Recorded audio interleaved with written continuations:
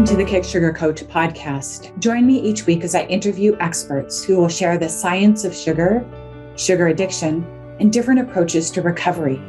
We hope to empower you with the information and inspiration, insights, and strategies you need to break up with sugar and fall in love with healthy whole foods so you can prevent and reverse chronic disease, lose weight, boost your mood and energy. Feel free to go to my website for details on my coaching programs and to access free resources, kicksugarcoach.com. Welcome everybody to an interview today with Matt Bazuki. Let me tell you a little bit about him. First of all, you can see he's really young, so he's already a world expert in a topic that I think is only going to explode in the future because there's more and more young people that are experiencing what Matt experienced in terms of this massive transformation in his mental health. So he is now currently a patient advocate and co-host of the Bipolar Cast podcast, along with Ian Campbell. Matt struggled with type 1 bipolar disorder for 5 years. He was hospitalized 4 times with manic psychosis, saw dozens of psychiatrists and specialists, tried everything, and attempted multiple treatment centers. In 2021, Matt used the ketogenic diet to treat and cure his disorder. Now, on their podcast, he and Ian interview other patients who have used metabolic therapies to treat their illnesses. We'll get into what are metabolic therapies. He also discussed general metabolic interventions. They also discussed general metabolic interventions, including physical exercise, circadian rhythm management, meditation. In his free time, you can find him digging into biographies, playing chess, practicing piano, and pushing weights at the gym. Welcome, Matt. Hey, thanks for having me on. So your story has gone famous because not only did you finally I think you read Chris Palmer's book, is that right? You read it and the light bulb goes on, oh my gosh, it could be my diet and there could be Well, it happened earlier than that. So Chris's book came out pretty recently, but my mom originally found the diet many years ago and she got in touch with Chris and then that's when we put me on the diet. So I've been on a keto diet for almost 4 years at this point. Okay, got it. So let's go back into your story. Tell us a little bit about, I hit some highlights there, but tell us a bit about, what it was like to have this bipolar condition and what it was like to be introduced to the idea that there's a ketogenic nutritional intervention that can actually turn this around for you. Yeah, so I can give the summary of my whole story, which is that I grew up eating a lot of sugar and a lot of carbohydrates. And I can remember some very vivid memories of the sugar that I would consume when I was growing up. Like, I remember going to church, and then after church, they would have the donuts laid out. And I remember I would eat like 4 or 5 donuts when my parents weren't looking after church. And then when I would go out to eat with my friends when I was 13, 14, and just drink these massive sodas, root beer, and I would just have like 2 of them. I loved sugar, I loved carbs, I loved pasta, I loved all of that when I was growing up. And then when I was in college, I was drinking a lot of beer and I was at a fraternity and using marijuana and not getting much sleep when I was 19. So this would have been in 2015, 2016. And it was really just an awful situation. There was a lot of stress. It was an engineering curriculum, very challenging. And so what happened in March of 2016, which was when I was 19 years old, is I had a manic episode. I started to sleep less and less and less. And this is one of the symptoms of bipolar disorder. It's called a manic episode, which means that people start to sleep less and they become hyper and they become impulsive and have racing thoughts and I'll do all of this destructive behavior. So that happened to me. And I started to sleep. I went 6, 7 days without sleeping. I was full blown psychotic, having delusions. It was awful. And eventually I was medicated. I was hospitalized at Stanford in the psych ward for 2 weeks. So I was in an inpatient unit and they would feed me graham crackers and, root beer again and all of this stuff. Like, it's funny to me that they had that food in the psych ward. And for the next 2 years, so 2016 to 2018, from when I was 19 to when I was 21 years old, I'm 27 now, I was in and out of psych wards for psychosis, for type 1 bipolar, manic psychosis, delusions, grandiosity, all of these horrible, horrible things. It's really like a debilitating thing to happen. And I was hospitalized 4 times over the course of those 2 years, each for 2 weeks. Each one of those hospitalizations, I was in a psych ward, locked up in the psych ward, like unable to go outside in some cases, just having delusions and paranoia. And like, it's really unpleasant is, I mean, it's like a horror story. So I eventually I ran away from home because I was so manic and I was homeless and I was running around on the streets for a few weeks. That it's funny to think about it now, how if my dad or mom hadn't come to rescue me and bring me to a hospital that last time, I would be one of those homeless people talking to themselves on the streets. And I came from a very good family with educated parents and all this stuff. Like it's just very, very funny. And that's a humbling thought. So I that's the story of the illness. Um I think it was really drinking marijuana and bad food.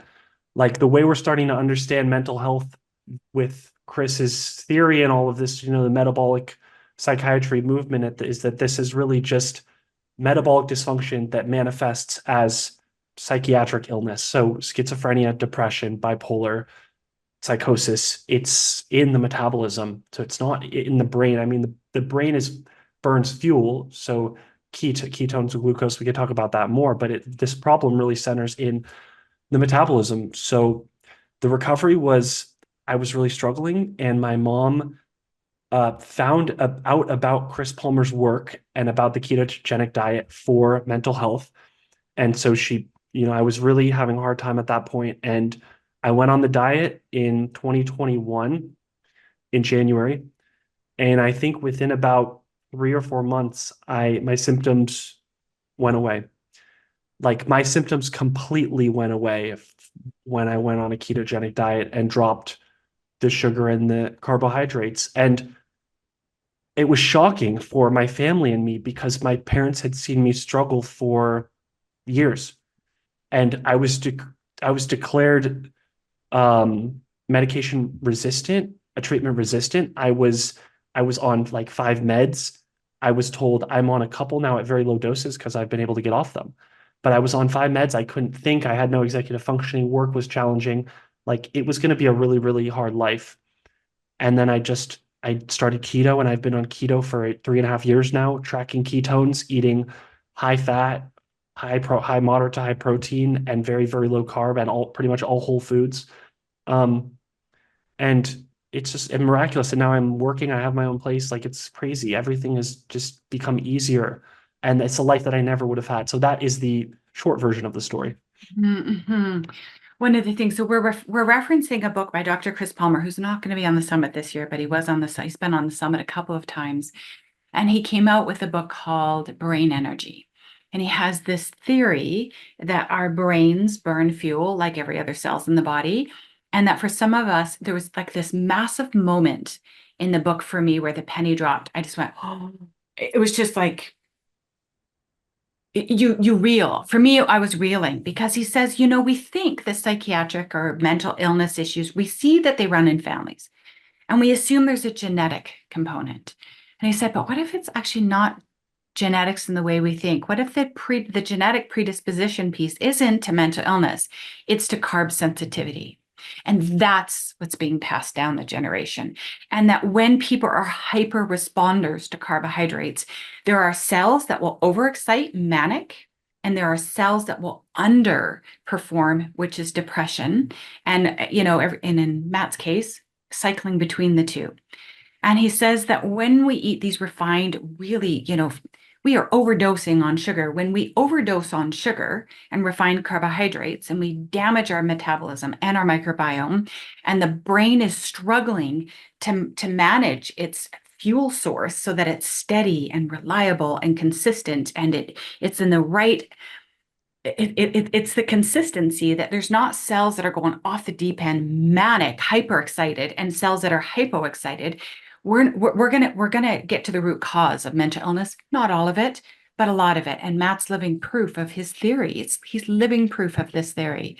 And what a game changer this is for the world to understand that Matt didn't have to grow up disabled on 5 different medications, maybe never being able to hold on a job. worthy of his talents and his passions, right? Capable of matching the fullness of who Matt is it's incredible. It's incredible. Yeah, there's a lot to touch on there. We do have this idea that mental illness is an imbalance in the brain, and that that's just what everyone was told, and that this is genetic, and that there's nothing that people can do about this. And then we have a model to treat these illnesses that centers around medication and psychotherapy. Many of these medications, though they can help with acute symptoms, for example, the antipsychotic to treat mania or psychosis, in the long term, many of these psychiatric medications that doctors prescribe actually cause a lot of metabolic damage in the long term. And you'll hear stories about people who gain weight on meds. And, I took an antipsychotic medication. I gained 60 pounds in the first year or something like that. So you have to wonder whether in the long term, being on a bunch of these meds is going to hurt the metabolism for the person, and then that's going to make them sick. I mean, if we understand these illnesses, these mental health illnesses to be really metabolic illnesses, and the mitochondria aren't functioning and things aren't functioning properly, then just prescribing a bunch of meds that hurt metabolic function isn't going to do any good. And I think it's really sad. And unfortunately, people just don't know that sugars and carbohydrates and that these things can be so damaging in this way for so many people. I mean, if you asked 100 people who have bipolar disorder or schizophrenia, I think very few would acknowledge, some might say a diet is a factor, but few would acknowledge that this is the driver of the illness is what we eat. So yeah, it's really sad. And so with the foundation and my family and everything we're doing, we're just trying to spread the message and awareness. And there's a lot of momentum picking up in this world of metabolic psychiatry because people know that these treatments don't work. People know that these meds don't work and that Americans are just getting sicker and sicker. And it's no coincidence that we gave everyone the food pyramid 50 years ago and told them to eat bread and refined carbs, basically. And now we're just getting sicker and sicker in many, many ways. And the last thing I'll say is that one of the reasons that among many that Chris and we all believe in this theory is that there are many, many comorbidities between metabolic illnesses, traditional metabolic illnesses like type 2 diabetes, heart disease, obesity, things like that, and mental health issues. So people with mental health issues are more likely to be obese, more likely to have type 2 diabetes, and vice versa, which leads us to believe that there is an underlying root cause that is causing all of this. And if you have type 2 diabetes and bipolar disorder, you're going to go to two different doctors for two different medications to treat both of those things, when in reality, the root cause might be the same for both. So it really speaks to the problems with healthcare in America, as well as just the power of this diet. I mean, and of dropping all these foods. It's powerful. Incredible.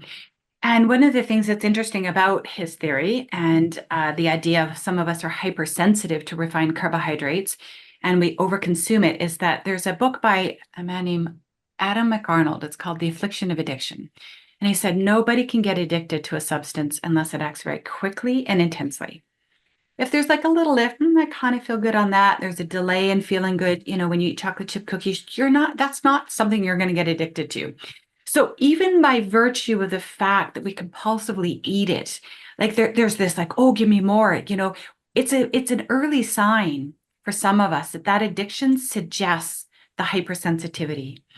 And where there's that hypersensitivity, you have brain cells that are lighting up like a Christmas tree, as Dr. Mark Hyman would say. And eventually they burn out and you do wind up with these neurotransmitter deficiencies.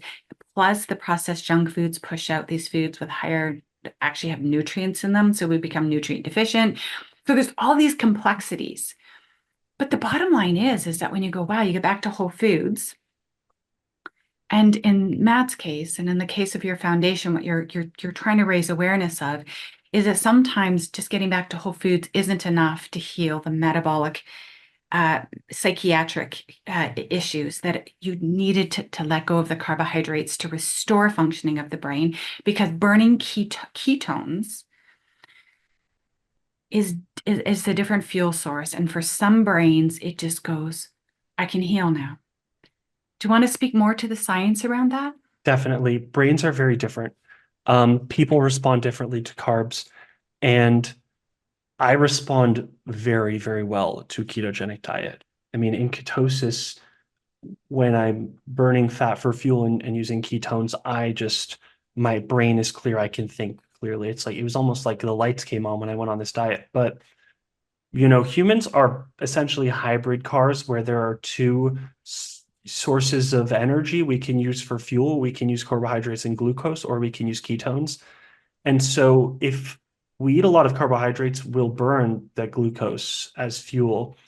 But by entering a ketogenic diet and eating very high fat and moderate protein, but very, very low carb, the body runs out of sugar, glucose, pretty much, and you have to burn fat for fuel. And so body starts producing this different fuel source, which is ketones. And I can measure ketones in my blood with a little finger prick right now. 1.5 to 3 millimoles per liter is typically the range that I like to be in to feel at my best. But like you said, this is a an intervention for people who specifically have all of these problems with carbs. And I think you're right. Even if I had replaced the crap I was eating, Taco Bell and like whatever I was eating, with whole foods, which is great. And for a lot of people, that's just amazing. And brown rice and potatoes, all this good stuff. But I think for me, I really needed to go the extra mile and put my body in ketosis and go ultra, ultra low carb. And I don't even know if the keto diet is the one size fits all solution for everyone. I mean, I think I happen to be the fact that I did so badly on all of this sugar, and I think I was like addicted in my teenage years. I can really speak to that. But the fact that I did so badly, the fact that I do so well in ketosis makes me think that I'm just genetically not wired to perform well on carbs. So I think for many, many people, just replacing all this bad food with whole foods. Like generally, if there's one or two ingredients on the packaging, in that you're like doing pretty well. You probably don't want to see like 50 there. But that's really good for many, many people. For me, I just had to do ketosis. And it's so funny looking back at my childhood and all of the sugar addiction and just all of the I would get low blood sugar. Like I remember I would crash after 3.5 hours if I hadn't eaten, and I would get irritable. And that was because I was eating all of these carbohydrates, and my blood sugar would crash after 3.5 hours. And so I would have to eat more um, regularly throughout the day. And my mom talks about my dad had the same thing when he came home from work earlier in his life. My dad's low carb now as well. Mhm. But now I don't have the sugar crash because my body is not, I'm not burning glucose for energy. I'm burning ketones, and I sleep better and more balanced energy in my brain. I mean, that this is more powerful than people realize. And we don't grow up in the West thinking about how impactful food is for everything. I mean, if you think about it, it should be obvious. The food we eat becomes us. It becomes our brains. It becomes our cells. It becomes everything. It is critical. It's like beyond critical, but somehow it's just ignored. There are a lot of special interest problems in medicine where doctors are just make more money the more meds they prescribe. I mean, the best thing for the healthcare industry is for a child to get a chronic illness and be on medication for the rest of his life. So it's very sad. But we're trying to, start the movement here. Waken people up and join us and try it. One of Mhm. the things that I also want to sort of speak to, or have you speak to, is the fact that there's so much misunderstanding around the keto diet. Everyone thinks that the keto diet means you're eating like a boatload of meat and fat and bacon and cheese. And oh my Lord, stop. Keto is not a diet. It's a physiological state. And you can be in ketosis when you're fasting, and you can be even a vegan there's ketotarians. You can be a vegetarian keto and still benefit from burning fat for fuel. And do you want to speak to that? Because there's so much misunderstanding. Yes, there is a lot of misunderstanding. You do need to eat fat. That is the one thing, but you can fast. And fasting, like people will go into ketosis if they fast because they still don't have carbs. Um, Keto can be done carnivore. It can be done vegan, avocado. One of my friends is a vegan, a vegetarian, keto, and there are a lot of foods that can be done. It's more challenging, but it can absolutely be done. Almonds, macadamia nuts, and there are lots of ways to do this. Um, I think for me, I've always been a meat eater. That works for me, but this can be done many different ways. So yeah, so and one of the other points I'll make is that I think people, a lot of doctors make the assumption that people are undisciplined and that it's going to be very difficult for people to like adhere to this diet and people won't adhere to this diet. And for mental health, the mental health condition can be so debilitating in its most acute forms that people will do this. On the podcast, we've talked to dozens of people who have done keto for many months, meat eating keto, vegan keto, vegetarian keto, all kinds of keto, and they've seen just tremendous, like life changing, truly unbelievable benefits. People have their lives back from changing the way they eat. So yeah, anyone with a mental health issue, I think this should be the first thing we try, really. It doesn't work for everyone, but for many people, it works. And there's no reason it shouldn't be the first thing we try. Absolutely.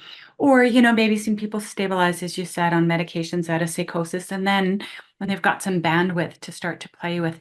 And there's lots of different right ways of doing keto. So how did you learn how to use keto effectively for your body? Was there experimentation? Did someone mentor you? Experimentation. Yeah, so I tracked my food for a while, and I was able to kind of figure out how many carbs I could eat. I try to stay under 35 or 40 a day is when seems like I'm really at my best. Um, and then I would just do the finger prick and test my ketones. And then based on what I was eating, could figure out how much I could eat and how much protein and how much fat was appropriate. And it takes getting used to. And there's an element of FOMO when I started this because I loved drinking. Because I don't drink either. I loved drinking. I loved pizza. I loved burgers. I loved bread. I loved pasta. I loved soda, like the ices you get at the movie theater. I loved all of this more than anyone. So to give it all up 100% was challenging. And I remember like my girlfriend at the time years ago would like eat a lot of ice cream and this stuff and all these foods. And yeah, it's hard. And I think there's another thing that we don't speak about as much, but that I've talked to keto people about, which is like the cultural festivities and traditions around food and everyone participating in the food. And so you really kind of just gotta hold firm and hold the line. But with the benefits that come with it, it's absolutely worth it. And then, like, what happened to me is I just woke up and I started to see all the sugar. And I think really we will have a revolution akin to the cigarette smoking revolution around ultra processed food. I do believe that is absolutely coming. I think it's closer than we realize, hopefully right around the corner. So that would be really my hope. And um, but that would be amazing to see. Oh my gosh, it would be amazing to see. I've been on this path for 30 years because I was, and where you were, I was suicidally depressed in my Mm, 20s, overweight, cystic acne, in and out of doctor's offices, on and off pharmaceuticals. My file was this thick, blinding migraines. Like I just like, what is wrong? And I just kept getting new prescriptions and I just thought it's not working. Like it's not working. I was in and out of urgent care with, I don't know what they were shooting in my butt cheeks back then. Now they do it all mm, with IVs, but back then they just mhm. shot something into my behind and it wasn't working. And even when they were giving me morphine, I'd be like, just stop it. It's not even, it's what's wrong? What is wrong with my body? And in the dark, I would be like, I know you're not happy. I know you need something. I just didn't know what it was. And I got lucky. Chris Palmer's book, my book was called The Sugar Blues, and he made a connection between sugar and depression. And I went, it's the sugar? Like, I love that stuff. Like, and then you look at your diet and you realize, oh my Lord, I'm eating at breakfast, lunch, and dinner and everything in between, every single meal, like toast, waffles, pancakes, cereal, extra sugar on top, and then white bread sandwiches, Kraft dinner, pasta, pizza. I was addicted to strawberry Twizzlers. I always had a pack on the go. Like I ate that stuff all the time. Pop, brownies, like ice cream, like can't junk. No kidding. I had the same meltdown you did, and I started that same journey of unhooking. And I was probably on the bipolar 2 spectrum, that there was manias and depressions for sure. Good God, I know. And all these people are out there suffering and they're running, they're seeking for help. And yet I think there's a lot of fear of the keto diet. And I think that if you're trying it, it hasn't worked yet, there could be tweaks that happen. People think, well, what about plants? You can eat plenty of vegetables while being in ketosis. How many vegetables do you eat in a day? What does that look like? Moderate. I wouldn't say it's too high, but I do eat all of the normal vegetables, Yeah. broccoli, kale, spinach, berries in moderation. Yeah. I mean it's all great. My meat is real my diet is really it's whole foods. It's like grass-fed beef, chicken, steak, fish, eggs, full fat cheeses, heavy cream, and some nuts, almonds and macadamia nuts, uh, and some vegetables. That's the diet. That's pretty much all I eat. So, and it's amazing. It is so good. It feels so good to put this nourishing, um, nutritious whole foods in my body. It's amazing. And our bodies love it, and we love our food, and most of us don't tire of it. Every now and then we need to mix things up a bit. But what about in the early days, because you were coming out of sugar addiction background, did you ever relapse and have a relapse of your symptoms? Like, did you ever, when you were on keto, did you never go back, or did you have any sort of dabbling episodes that reinforced, oh no, I can't go back? No, I was always very strict about it. Although I will say that there have been periods where I didn't track my ketones as carefully because it was just so habitual at that point. And then I'm sure there were many periods where I drifted out of ketosis because I'd had some salad dressing, had some carbs in it. My ketones came down to 0.3. That's happened many times. But the theory and what Dr. Palmer and we all talk about is that there are some cases where even doing 9 months or a year of keto or a couple of years of keto, the brain will heal so well to the extent that the person can go back to eating carbs. I mean, that might be the case for me. I don't think I'll ever go back to eating carbs just because I don't want to, and just because I perform better on ketones. So it's about that. But also, there may be situations where people only need to do this for mental health for a couple of years and then they heal so much they can go back to eating carbs. And we've seen this in the epilepsy world. So people don't realize that this has been a treatment for epilepsy for 100 years, the ketogenic diet. And the ketogenic diet was originally invented as a treatment for epilepsy. And many people go on a keto diet and their seizures stop. And many people go on a keto diet for 5 years and their seizures stop. And then they can return to eating carbs and the seizures don't return. So this is such a powerful tool. And like I said, I don't think it's necessarily for everyone, but for people who have tried everything, who have these mental health issues, schizophrenia, bipolar depression, anxiety, all this stuff, even just low grade anxiety. I mean, we can do the medication and psychotherapy thing, but I can only speak to for myself. And there's no amount of psychotherapy that could have modified the chemistry of my brain and body to start to burn a different fuel sources. I mean, that's not going to happen.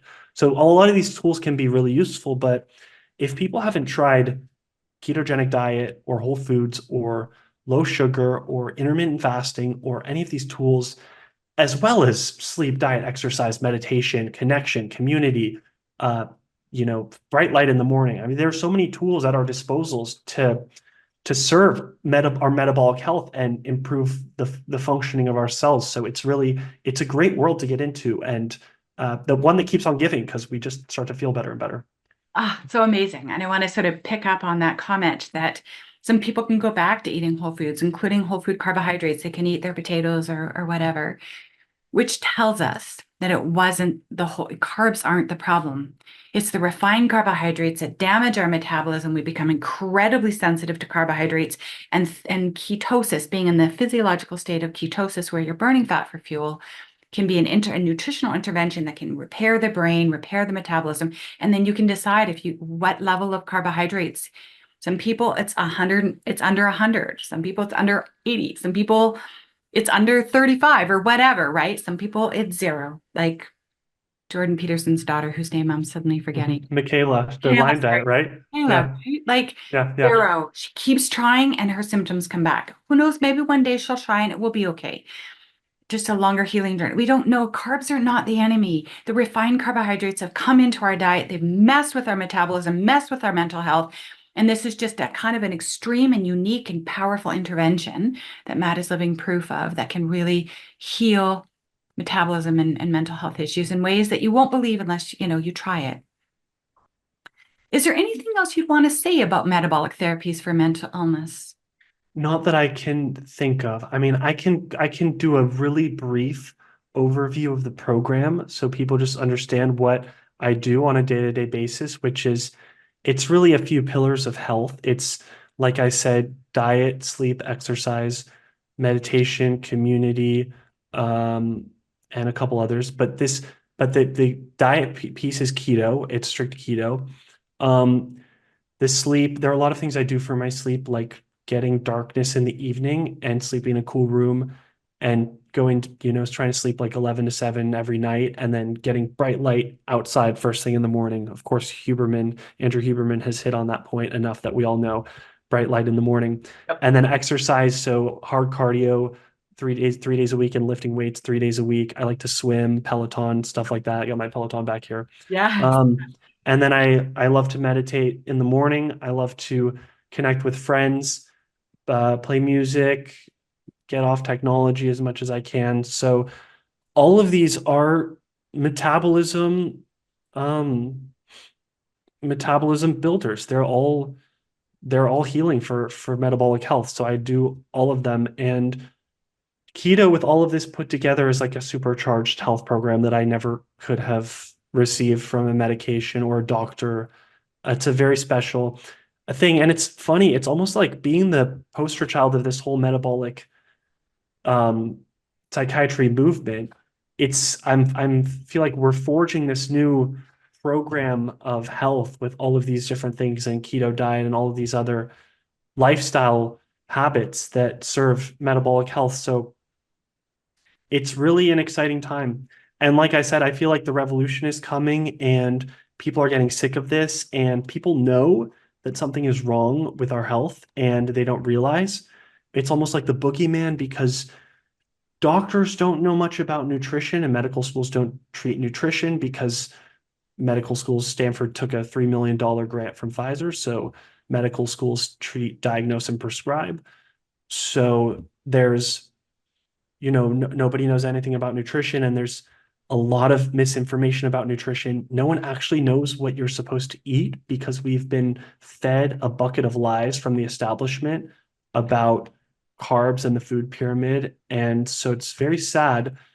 Um, but I really feel like there's hope because the people we talk to and the people our family talks to and that we have on the podcast and just hear so many reports anecdotally of people whose lives have changed from changing the way they eat. And not only people that Ian and I, my co-hosts that we've talked to on the podcast, but other people I've talked to, and just many, many people have reported life-changing improvements in mental health from doing a keto diet or changing the way they eat. So it's also really an exciting time. And I can't wait to see what the next 5, 10 years are going to bring for this. It's going to be awesome. I love that enthusiasm. Yes. I'll share a little bit about there was something you said, but I think I lost my thread, but I just wanted to share my own experience with ketosis. I drop in and out as I got older and I got burnt out. I would drop in and out of a trauma state called the freeze response. And I tried everything. Like I was doing all the meditation. Oh, I know what I was going to say. You can do everything right. You can meditate, you can exercise, you can go out and get sunlight on your face first thing in the morning, go spend time in nature, you can connect socially, all those good things. And none of them can compensate for a processed food diet. If you're metabolically damaged, right, there's no superfood, there's no supplement, there's no amount of sunshine, nothing can undo the damage these ultra processed foods are doing to you. They have to go. You are throwing your money away at the osteopaths and the chiropractor. They're fabulous doctors, don't get me wrong, but as long as you are on the ultra processed foods, they're trying to work upstream of a problem that cannot be solved except for to get rid of the ultra processed foods. So for me, I'm a whole food woman, and I was still dropping into this collapsed freeze state. And I was doing all this psychotherapeutic stuff, really powerful, really interesting, somatic work, trauma work, all of it really great. But it wasn't until I went into ketosis that I could come out of the freeze response. And it reminds me that we can traumatize the cells. And when cells are traumatized, they collapse. There is no energy there. And we drop into this freeze response and we think it's all psychosocial, emotional, but there's a physiological piece. And sometimes, for some people, for many of us potentially, ketosis can kickstart back up the nervous system and give us enough energy to move out of the trauma response so we can actually do trauma healing work. I think it's blocking. I think it's supportive of trauma recovery work, and I think not doing it can be a block because our cells don't get the energy they need to move out and move through the freeze response. Does that even make sense to you? Totally, Oh, absolutely, it does. absolutely. I mean, without, I feel the exact same way. Without keto, I would not have the health that I have. Without, even if I had done Whole Foods, I mean, even it's all the exercise and meditation and sunlight, and I was doing those things before I found keto. Even I Yeah. was swimming and getting exercise and doing all this stuff, and I wasn't well. I wasn't well. And you're absolutely right. Until the ultra processed foods go, we have nothing. It has to be priority number one. I mean, I've always said sleep, diet, exercise are the big three. I'm Mhm. starting to even lean food over sleep, diet, and exercise for myself, just because when I started eating the right foods and suddenly my brain healed, I could begin to make the right decisions with regard to every other element of my life, my relationships, my other habits. So I think for people who are so depressed that they can't get out of bed and like all day and just can't get out of bed, like, oh, go exercise, go exercise an hour of the day. Well, that's unrealistic. And it's not out of a lack of motivation or out of some sort of defect of character or some psychological issue. This is because the person is burning carbohydrates and sugar as fuel, and the person's brain is not working because they have the wrong fuel source. So I think for that reason, using keto as the first intervention, where it's like, okay, even a treatment center that just did keto, and you watch TV all day, that doesn't matter. We just need to get you in ketosis. And then from doing that, brain can heal, and suddenly vigorous physical exercise becomes not just possible but enjoyable, and the sleep regularize becomes regular, and so all these things. So I think really this, you're absolutely right. The ultra processed foods have to go. They have to go. There's no way around it. And all of these fancy therapies, nothing is going to do anything until we get rid of the ultra processed foods. Yeah, I really believe that for so millions and millions and millions and millions of us. And I know when I was listening, I was hearing you list of all the different things that you do in a day. I was thinking back in my depressed days, I'd be like, oh my God, I have to do all that to feel good. No, no, you get to do all that because you feel good, right? Ketosis first, and then you have this energy, you have this mental clarity. It's an unbelievable state, physiological state for if it agrees with your system. It's unlike anything Matt and I could describe. But once you've got more energy online, you start to want to do things that are so pleasurable and you know, self-care, really high quality self-care. You want to do it. It's not like, oh, okay, now I'm gonna go meditate. It's like, oh, I get to go and drop into the into this blissful experience of silence and stillness. I wanted to say one last thing, and then we can wrap up. Sometimes it's not the case that people are burning the wrong fuel source, like the carbohydrates. It's that they're insulin resistant and they can eat all the frickin' sugar they want. They cannot binge enough calories to get the sugar into the cells. They are insulin resistant. So it isn't sometimes that it's you're so metabolically damaged that you can't even use that fuel source. And it might be a fine fuel source that you go back to and you go in and out of ketosis, burn. You're metabolically flexible. You burn sugar, you burn ketones, maybe that down the road that's possible. But when you're metabolically damaged, insulin resistant, leptin resistant, you can't burn the fuel. It's not working, and no amount of eating more of it is going to change it. You're gonna have to switch your fuel source until you can get that fuel source to heal you, and then you can figure out where carbs, whole healthy carbs, fit into your life. For type 2 diabetes, I mean, there's so much there's so much that we haven't figured out yet. Yeah. Yeah, we're early stages. Mhm. Any final words you'd like to share, Matt, before we wrap up today? Oh, Not can that I you can think tell of. us a bit about the Bazuki Foundation, what your parents have done. They were Oh so yeah, so inspired by this. families donating a lot of money to just facilitate the science and awareness for this, and they're handing out grants to scientists who are studying keto for mental health and for all of these things. And there have been trials. There was Dr. Sethi's at Stanford, Dr. Campbell's podcast co-host at over in Edinburgh. So there are tons of trials coming out, and it's really exciting. And pharma's not going to like this, but it's picking up a lot of steam. So Mm. um, we've really put metabolic psychiatry on the map. It's very funny. This was not a movement 5 years ago, but my family and my parents they got all the scientists, all the professionals together, all these conferences, and people are doing things and doing research and talking to each other. So yeah, it's funny to be a part of this burgeoning movement and to be like the poster child that, for all of this philanthropy to happen is very funny. Mm. Um, a lot of people want to talk to me about this. I really just say, look, I'm lucky I found the ketogenic diet. I'm just very, very lucky because without that, I would have nothing and I would be struggling. And um, I really struggled in life before I found this, not because I had some, like I said, defective character or psychological problem. It's just an energy imbalance. And then when I fixed that, everything fell into place. So I really want the best for everyone else as well who's going through this kind of stuff. Mm.